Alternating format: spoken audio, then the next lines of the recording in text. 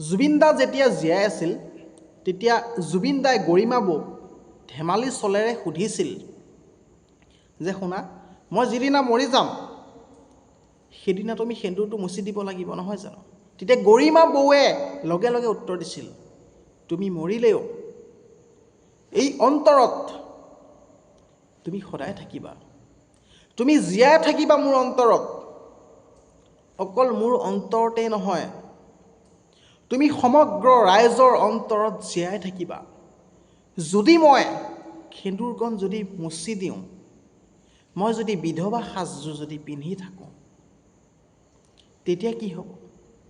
তেতিয়া উকা উকা হ'ব গোটেই অসম উকা হৈ যাব